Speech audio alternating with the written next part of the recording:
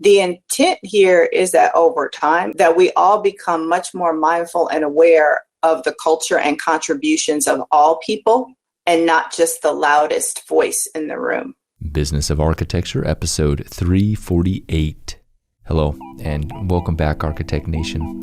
I'm Enoch Sears, and this is the show where you'll discover tips, strategies, and secrets for building an architecture practice that lets you do your best work more often.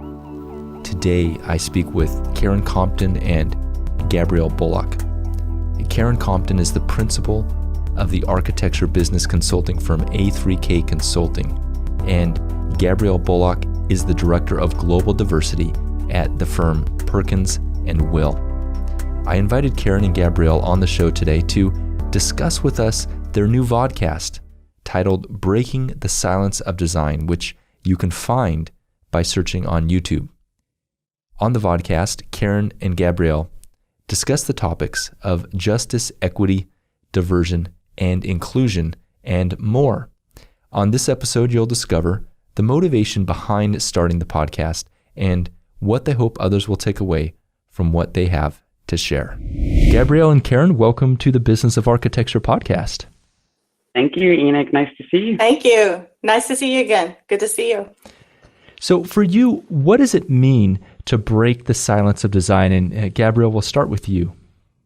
Well, Enoch, being one of only 500 African-American female licensed architects in this country, I have frequently been the only one in the room through, school and my profession. So I feel like now we're at a point where we can have honest and open conversations about the issues of design when it comes to social justice, racism, sexism, and all of that. So I find this platform a place where I can use my voice for the broader good for the profession. Just kind of an extension of that, in what I do, I'm much like Gabrielle, I'm the only woman of color, oftentimes the only woman, period.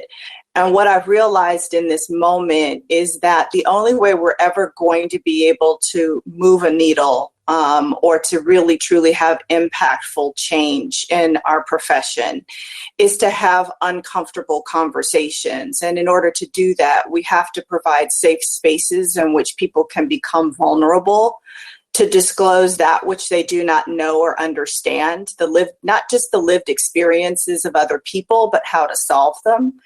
And those are very difficult conversations. And so for me, breaking the silence is being able to provide that safe space for people to come with their questions and their challenges and their hopes and to sort out solutions.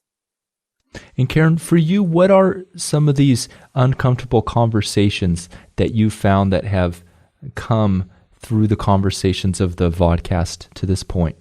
Oh, there have been so many. We still get people who write in anonymously who say that it's very uncomfortable for them to talk about or bring up issues of equity and inclusion in particular, not so much diversity, because diversity in and of itself has been introduced via policy and process. So those conversations, people are able to kind of navigate a little bit easier. What is equity? What is inclusion, and how do we actually get to equity and inclusion, I believe are some of the more difficult questions that people are bringing up, have brought up. Even microaggression, which people have experienced within their organizations, and not really having a path to address those, quite frankly, have been probably some of the more difficult emails that we get. And ironically, we've gotten emails from as far away as the Netherlands asking questions around race and racism. Gabrielle, from your perspective, now you didn't specifically say that, but have there been any uncomfortable conversations that have particularly resonated with you or that you have found particularly resonant that have happened because of the vodcast? Not necessarily. I think the conversations we have in the vodcast, and the questions we get, and ones that I find particularly difficult to answer because it seems so simple to me, are the ones where an employee would say, well, how do I tell the person I work with, my leader, my supervisor, that what he just said to me was not okay, right? So how to convey to everyone, regardless of your level in the organization, that you are empowered to call disrespect when it happens. You're allowed to call them out. And I find that our profession in particular has been so silent on really pushing that. And if we think about it in just racial terms or gender terms, and if we don't see it as humanity and disrespect, we're always going to think it's something mysterious that you can't address. And so that's what I really feel strongly about conveying, how to empower everybody to check those situations. Gabrielle, so let's say that does happen. Probably has happened to many of our listeners, where someone in the firm, whether it's a firm leader or another team member, says something that they feel offended by, they don't feel like it's okay. How would you recommend that they handle that situation?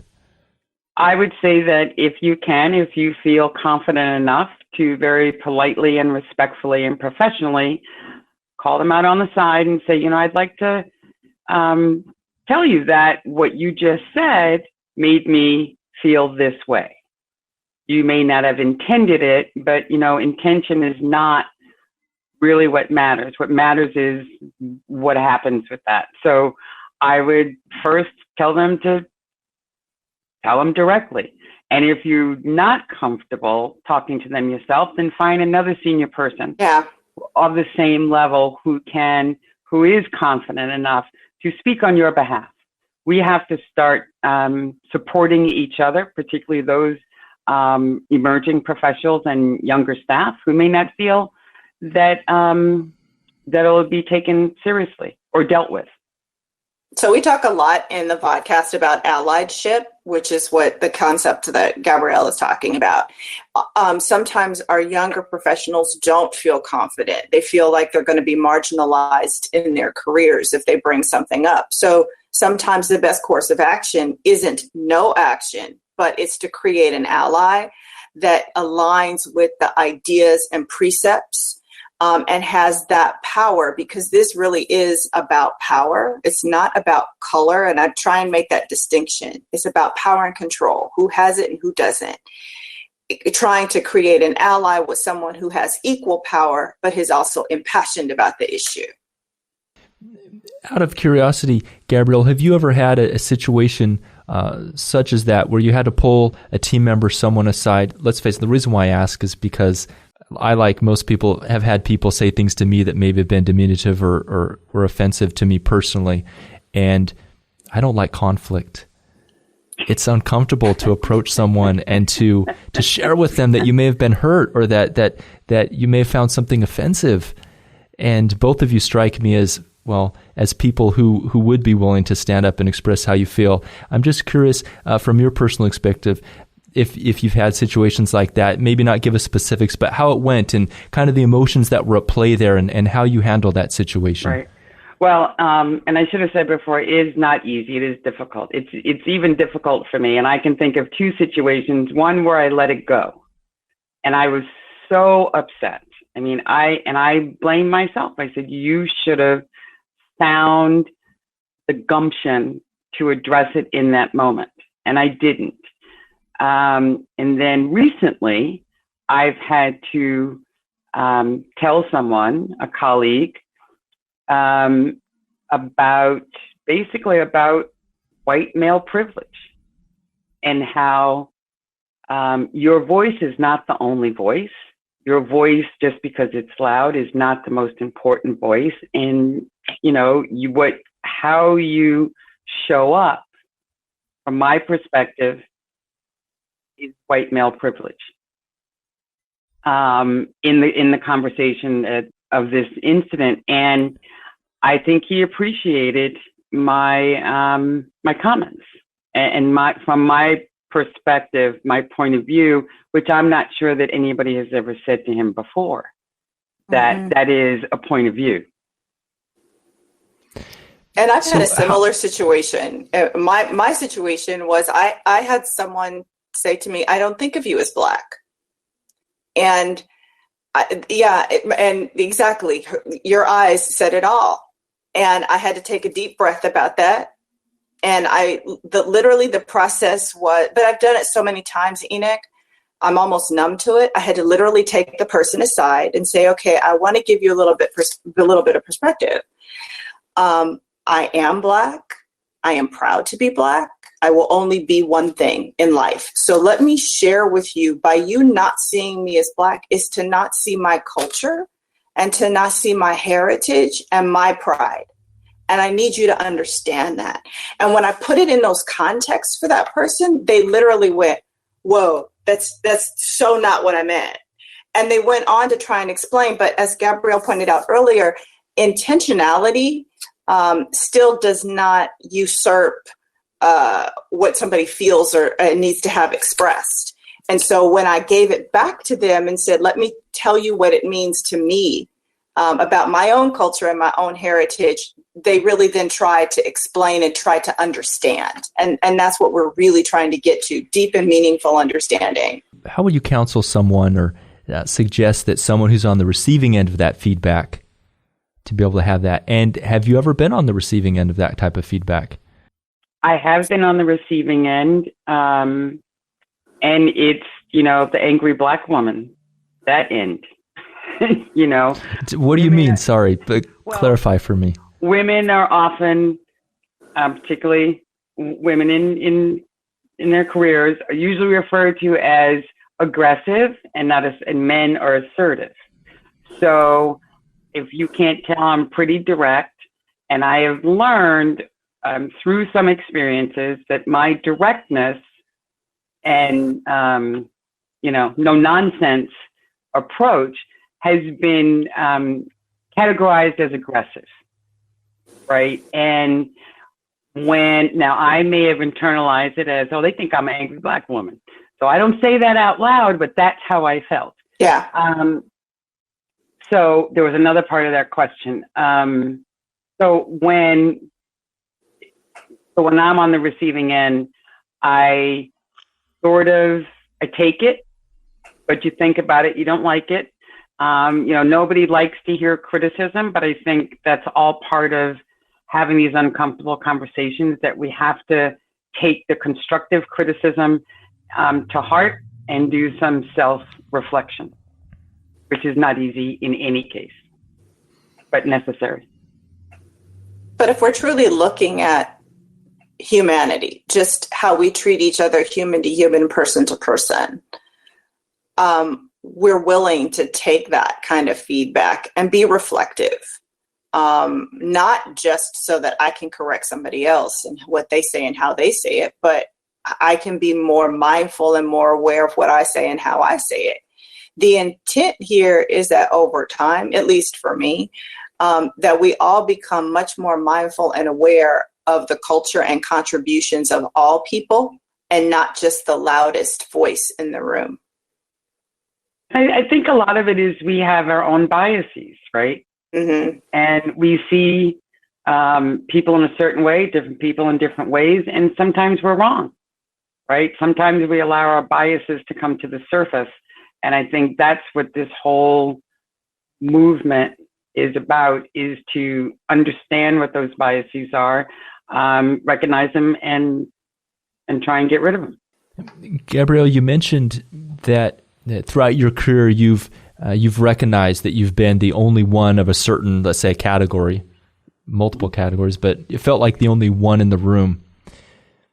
What does that do from a psychological level? I mean, we all deal with our own internal dialogue of how we interpret things and maybe things that we feel are a struggle, and it must be difficult to feel a sense of other, to feel like you're in a room and you're the one that's different. I'm just curious, what has that been like for you? So as a young professional, I was very self-conscious about it and felt that I always had to do 110% more, better, didn't have the opportunity to make a mistake because all eyes are on me. Fast forward 30 years or so, I see it as an opportunity to spotlight. You know, if the spotlight's on me anyway, might as well use it to my advantage. So I no longer feel self-conscious about it. I try to make the best of it. Very, very empowering. And let's face it, whether we're a woman or there's something that differentiates us. You know, it's a powerful reframe. Karen, you have anything you'd like to add to that? You know, I think about it, but I don't. Like I said earlier, I've only ever been two things, Black and a woman. And so I have no other perspective except to realize and know what has always been expected from me is not to make a mistake, to always be better. And so that level of performance has been innate from the beginning, unlike other people who've never had to live that. So I don't know what it's like to not. What I know at this point is that I have a voice that I can now use. So maybe that pressure is not as burdensome for someone in a younger generation as it might be for my generation. And to realize that to come to this moment in this movement and have that voice is an amazing thing. What is it like to take a stand? Because both of you are, you started the Breaking the Silence of Design vodcast. You're taking a stand for something. So something that you care about deeply. And we know that I came across this great quote the other day that says that you can tell something's not art if I'm going to paraphrase it, but something's not art if no one hates it. Right? So basically, whenever you're creating something of greatness, there's going to be people that don't like it, and there's going to be people that love it. And you know, if you don't have any haters, there's a good chance that you're not creating art. So you did mention, you know, right? And so what is that like for you to exist in that place where you're really taking a stand for something that could cause criticism, that could cause a division, could cause trolls, hate mail? Let's face it, you have a vodcast, you put yourself out there. I know how it is. People can criticize everything. They can criticize the silliest things like the way you did your hair or something absolutely ridiculous. And yet you're putting yourself out there. And I'm going to recognize and acknowledge that that's very difficult to do. What is it that has made you into the people that allows you to stand there and have these uncomfortable conversations? Put yourself out there. First of all, put yourself at issue. I'll start with Karen and then go to Gabrielle. I think a combination of things. I grew up in the 1960s. And I watched with great horror part of what happened in the 60s and then again in the 1990s with the Rodney King verdict. And I'm reminded of this great quote that if you don't stand for something, you'll fall for anything. And I realized that what it means to me to stand up is that if I do not take a stand, regardless of the price that it comes with for me, this will continue. And so when I weigh out my purpose and the path that has led me here, I don't view it as a choice. I view it as an obligation to a profession that I love, to an industry that I love, but I view it as a moral obligation, not just as, you know, the next thing. And so to me, to take a stand is just an extension of what has happened for hundreds of years to people before me. And to take it in this industry at this time is really just an extension of that. Got it. So I hear you that you say that you don't see it as a choice, but as an obligation. Correct. And fulfilling on that. Okay. Mm-hmm. Yeah. Gabrielle, from your side? And for me, you know, I think that if this weren't about design and architecture in our profession, if I weren't standing for that, I'm not sure I'd be so vocal. But breaking the silence of design literally is my future, the next generation's future. And I saw it as the opportunity to finally be so direct and open and honest about the elephant in the room with this topic. When I started as Director of Global Diversity with Perkins and Gabrielle 7 years ago, it was something that I proposed, and I took a risk. I didn't know if this focus on diversity for one of the largest architecture firm was going to be accepted necessarily, but it was important enough to me that I was going to take that risk, and I would have left if it didn't go forward. That's how important it was. So taking a stand is not just standing up and protesting. I stand up within my lane.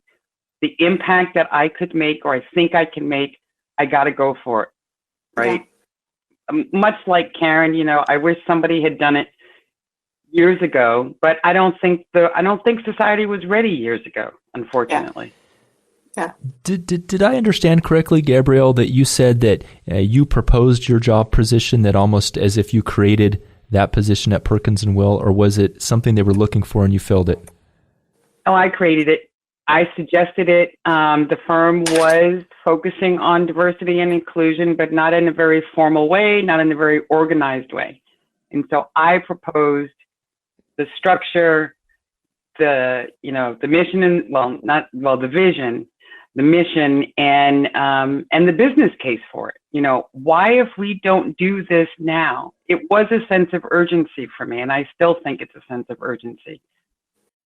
But I think it's been a great business model because it's now integrated into the fabric of the organization as part of its culture, which is what we really spend time talking about on the vodcast, not just creating more policy, but how do you actually create culture? By Perkins and Will investing in the position, what they invested in was a culture shift. And that's what we talk about. It's the creation of culture that honors diverse and inclusive perspectives and gives rise and voice to the best solutions. Right. I do want to add, though, just clarify. I didn't tell the firm, if you don't do this, I'm leaving. I said it to myself. Yeah. It was important to me to make this choice. So it wasn't like I held it over their head. And as a matter of fact, when they hear this, they're going to say, I didn't know that. Well, and here's what I'm hearing is that you demonstrated leadership, amazing leadership that's what leadership is, right? Is seeing a vision for something and creating something and stepping into that. And it's an uncommon trait in humanity, unfortunately. A lot of times we tend to go with the flow. So I'd like to learn, Gabrielle, from you. A lot of this. Really? Yeah, a lot of you crossed your fingers kind of hoping. Well, here's the thing. What is it, maybe your life experiences or your background or your past, or who has made you that kind of person who is bold enough, but obviously in a constructive way, because let's face it, if it wouldn't have been constructive, like you said, it might not have gone over, but you were able to explain the benefits of it. You were able to basically pitch it and have it accepted in a powerful way. So I'm curious, that doesn't happen by accident. I mean, let's face it. Really short answer. My mother. My mother raised me and my sister to be strong, independent, and go for what you want. If you're willing to work for it, you can be anything you want. I was not brought up with be careful of this, this is out there, racism. Yes, we knew all of that, but my mother never put that as a boulder that we couldn't get past. So while all of what's going on now and how we grew up in the 60s, see, Karen, we just put our age out there. While we understand the issues in society and clearly affects us as people and in our families and culture, it was do it in spite of. And so my mother raised me to do what I wanted to do with respect and know what I was doing. Like if I don't know what I'm doing, I'm not doing it. Yeah. And Gabrielle, how did she instill that, would you say, from your perspective? That's a powerful thing for a parent to do. Partly by example. My mother she raised us by herself. She worked. School was very important for us and for her. And so it's just, you grow up with a certain drive and expectation. So not only from my mother, but other family members. You know, you watch the family unit was very important. I didn't have anybody else to look to for as an example. I didn't have any mentors. And I don't think that your parents have to be architects for you to feel like you can be one. As a matter of fact, my mother was like, an architect? How'd you come up with that? So, you know. Yeah, totally agree.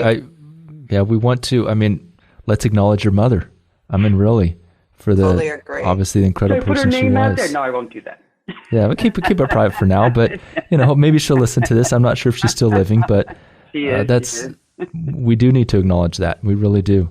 And Karen, go ahead, Karen, from your side. But I think that family structure, particularly mothers in the African American community, play such a critical and pivotal role. My mother and my grandmother both played a huge role in me taking a risk to start a practice around strategic planning for architecture. Like who would do that? And to this day, I still believe nationally I am the only African-American woman-owned firm in that space and for the AEC industry. But my mother, if you ask her to this day what I did for a living, she couldn't tell you, but she will tell you, but she does a very good job, but you always felt like education was important. You always felt as though the dreams and aspirations of those that came before you. My grandmother lived until she was 98. She only died within the last 4 years.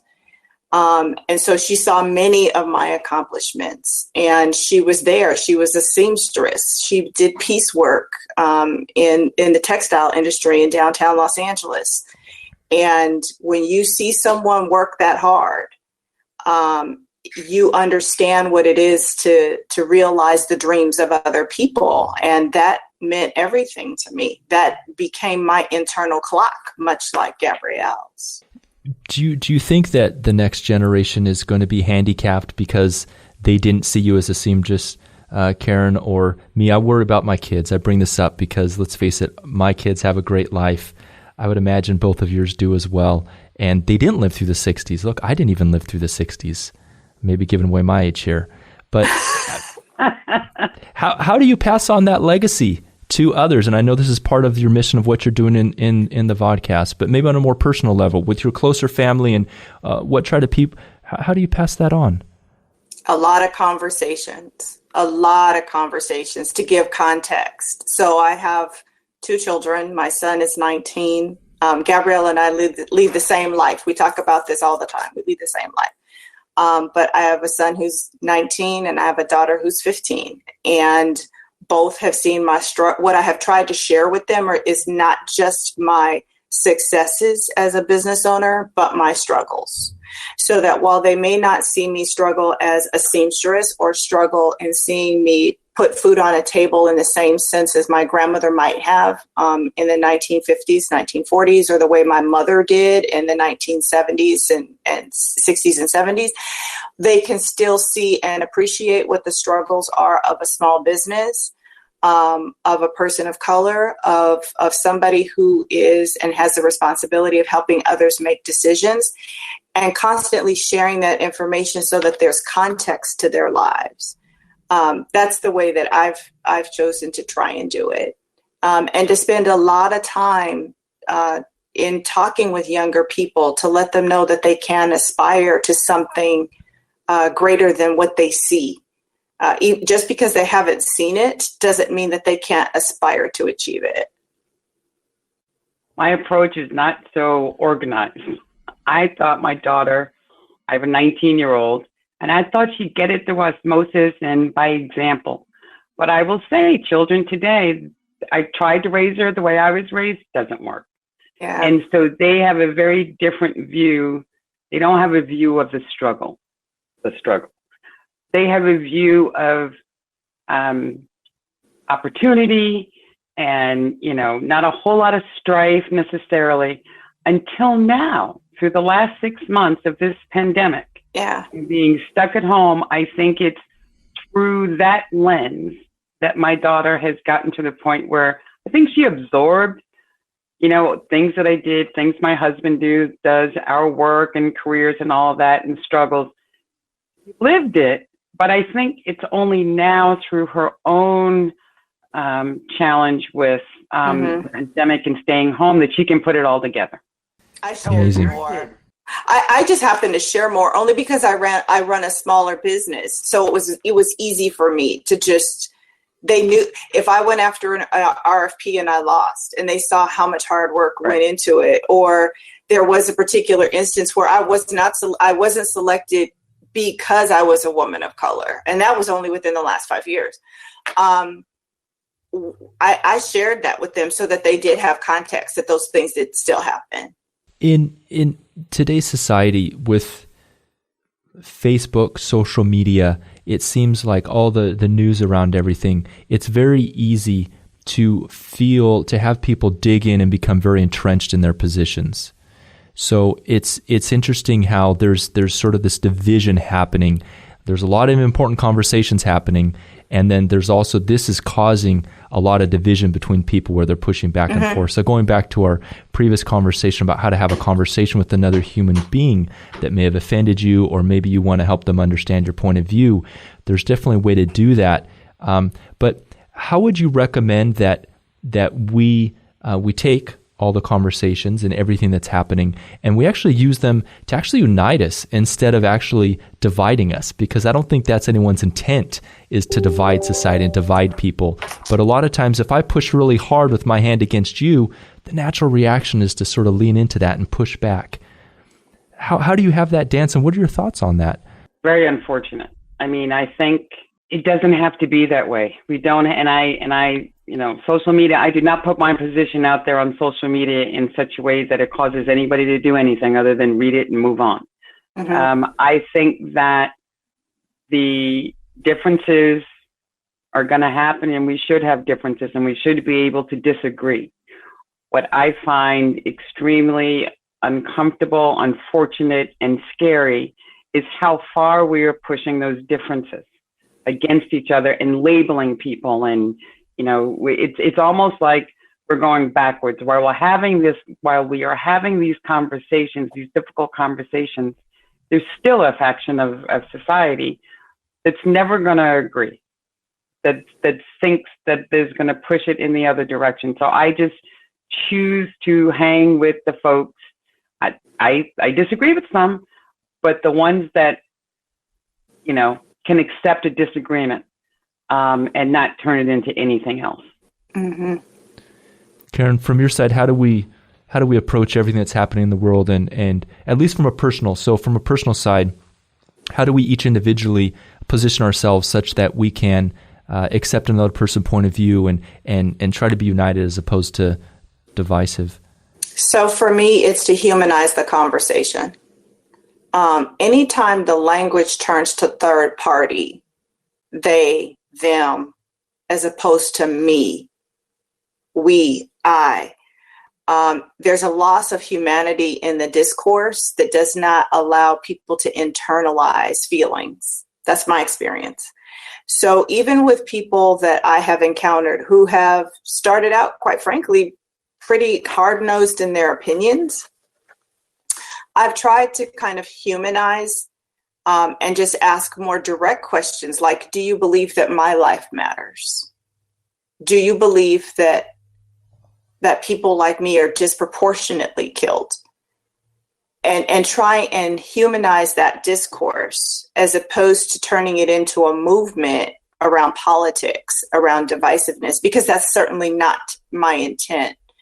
My intent in all of this is to really look at how do we get to a place of treating each other just as humanly possible, with respect and dignity that we're all afforded just by being born. And then to be intentional and purposeful at advancing that. Well said. Absolutely. And Gabrielle, that's a great place to close. From your perspective, what is your intent with all of this? And we're kind of talking about this general conversation. I'm going to use John Lewis's words. I'm going to find a way to continue getting in the way. I'm going to make good trouble. Make good trouble. Make good trouble. Great. Well, thank you both for, inspiring our audience, but also inspiring me. It's been definitely a learning experience for me just to see your strength and your leadership that you're demonstrating. So thank you for that. And thank you for joining me here on the Business of Architecture podcast. Thank you so much for having us. And that's a wrap. If you enjoyed today's show, please head on over to iTunes and leave us a review. I read every single one. Also, I'd love to get your feedback on this particular episode or the show in general, as well as your recommendations. You can reach us by emailing podcast@businessofarchitecture.com. This podcast is brought to you by Business of Architecture, a leading architect business consultancy. Access our free training on how to structure your architecture firm for more freedom, fulfillment, and financial success by going to smartpracticemethod.com. The views expressed on this show by my guests do not represent those of the host, and I make no representation, promise, guarantee, warranty, pledge, contract, bond, or commitment except to help you conquer the world. Carpe diem.